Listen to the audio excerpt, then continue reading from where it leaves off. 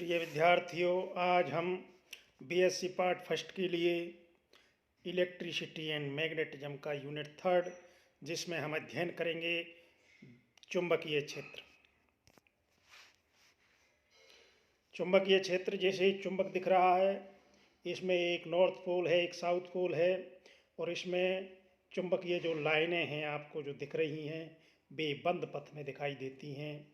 यानी एक टिनी मैग्नेट है तो उसका जो पथ होगा, इन पथ लाइनों के अनुदेश उसका मूवमेंट होगा।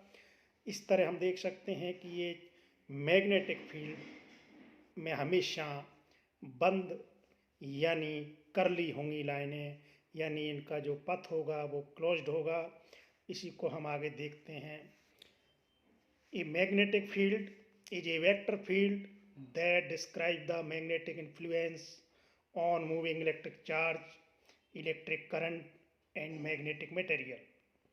तो आपको ये समझ लेना चाहिए कि जो मैग्नेटिक फील्ड है वो एक सदिश राशि है, एक सदिश क्षेत्र है, जो कि आपके मूविंग चार्ज या धारा या मैग्नेटिक पदार्थ के कारण जो फील्ड पैदा होते हैं उनको ये डिस्क्राइब करता है, उनको वर्णित करता है। तो एक सदिश क्षेत्र है मैग्नेटिक फील्ड, जिसमें कोई भी गतिशील आवेश एक बल अनुभव करता है।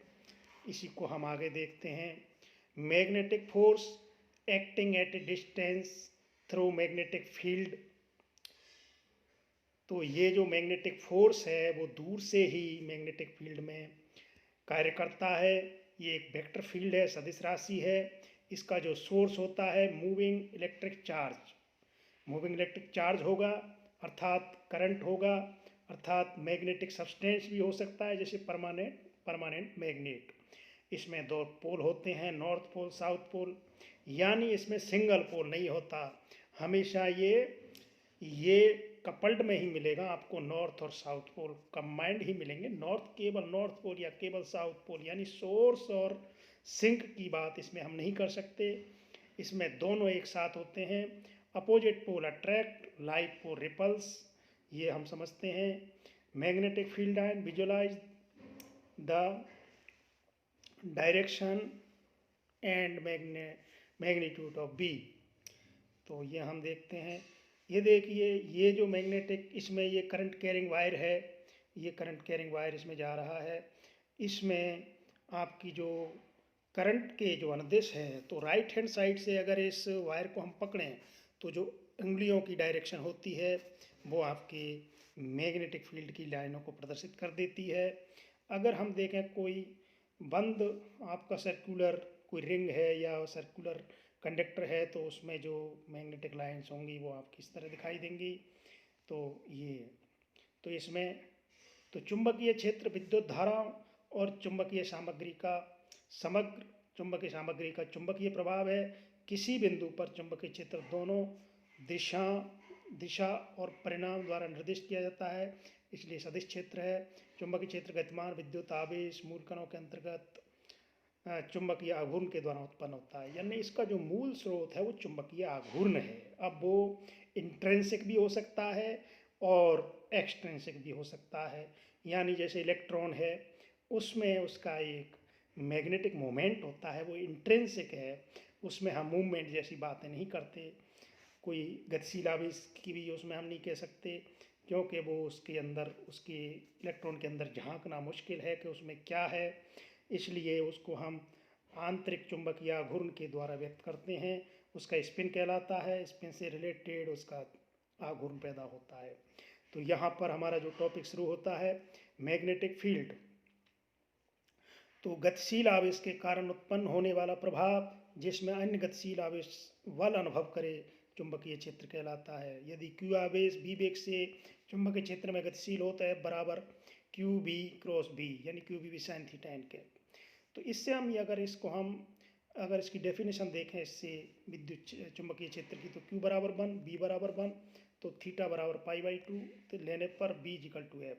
तो कहने का मतलब यह है कि अगर एक कूलाम आवेश 1 मीटर पर सेकंड के वेग से चुंबकीय क्षेत्र के लंबवत गतिशील हो तो उस पर कार्यरत बल चुंबकीय क्षेत्र के परिमाण के तुल्य होगा। इस तरह हम उसके मैग्नीट्यूड की बात कह सकते हैं, यानी चुंबकीय बल को परिभाषित कर सकते हैं। और चुंबकीय बल B = F/Q B, इससे डायमेंशन देख सकते हैं। F की डायमेंशन न्यूटन, Q की होती है कूलाम, या इसको कहेंगे एम्पियर इंटू टाइम, और V होती है मीटर पर सेकंड। इसको सिंप्लीफाई करेंगे तो मीटर पर एम्पियर मीटर, इसको हम टेस्ला कहते हैं। तो टेस्ला इसका मात्रक होता है। और ये अगर इसको CGS में बदलें तो उसको हम गाउस कहेंगे। एक टेस्ला में 10⁴ गाउस। अब हम यहाँ पर ये देख रहे हैं कि ये एक मैग्नेटिक फील्ड V है, जिसमें एक जो आवेश Q है V वेग से गतिशील है, V से थीटा कोण बनाते हुए। तो इसमें B के दो कंपोनेंट होंगे, B परपेंडिकुलर जिसे V sin थीटा कहेंगे, B parallel V cos theta कहेंगे। इसमें इसकी अगर मोशन देखें तो हम इस तरह की हेलिकल मोशन होगी मूवमेंट करती हुई। तो इसमें देखो, इसको हम इससे कर सकते हैं कि mv² यानी सेंट्रीफ्यूगल फोर्स जो होगा वो QB × B यानी QB sin थीटा mv², ये B परपेंडिकुलर स्क्वायर/r। तो ये हो जाएगा r बराबर ये हो जाएगा, और r बराबर mb परपेंडिकुलर QB। तो ये रेडियस, यानी जो यहाँ पर जो रेडियस बन रही है, इसमें जो रेडियस आएगी इसकी जो सर्कुलर पथ है, इसकी रेडियस आपकी ये r बराबर mv/q होगी, और mb परपेंडिकुलर। और इससे जो डिस्प्लेसमेंट होगा पैरेलल टू मैग्नेटिक फील्ड, तो B parallel into T is the time period 2πr/B perpendicular. और इससे हम B परपेंडिकुलर, तो इससे हम R की वैल्यू यहाँ से रखेंगे, और इससे हम जो चली गई दूरी है इसमें वो आपके 2/mv/QB होगी पर यूनिट टाइम में। 1 सेकंड में जो दूरी चली जाएगी इतनी चली जाएगी।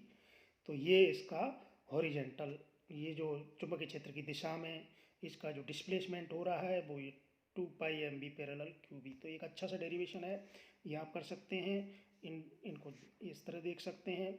अब हम आगे देखते हैं कि चुंबकीय क्षेत्र का जो डाइवर्जेंस होता है, यानी उससे जो निर्गत फ्लक्स होता है बंद पथ से, यानी बंद जो आपका कहीं भी आपका सरफेस है उसमें अगर चुंबक का फ्लक्स देखेंगे तो वो हमेशा 0 दिखाई देगा, यानी निर्गत फ्लक्स हमेशा बंद सरफेस से 0 प्राप्त होता है, यानी डाइवर्जेंस भी 0 प्राप्त होता है।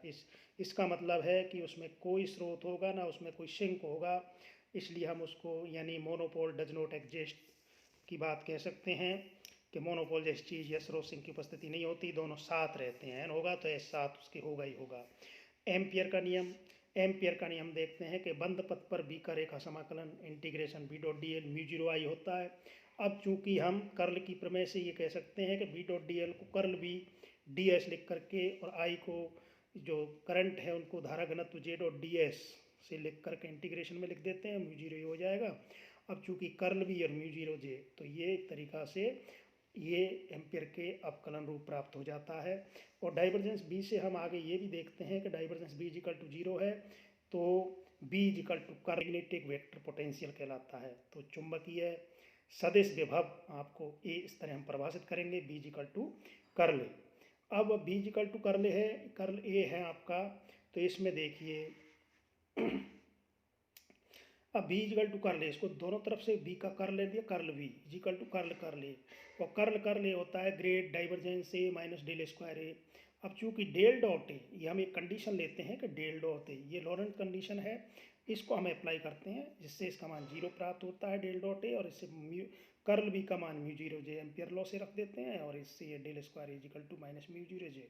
तो ये चुंबकीय सदिश विभव के लिए पॉइसन की समीकरण है। तो ये भी आपसे पूछी जा सकती है कि चुंबकीय सदिश विभव के लिए पॉइसन समीकरण व्यक्त कीजिए। या आपसे पूछा जा सकता है कि मैग्नेटिक वेक्टर पोटेंशियल क्या होता है, हम किस तरह परिभाषित करते हैं। तो ये सब चीज़ें हैं, इसको और आगे डिटेल में पढ़ेंगे। आज इतना ही, धन्यवाद।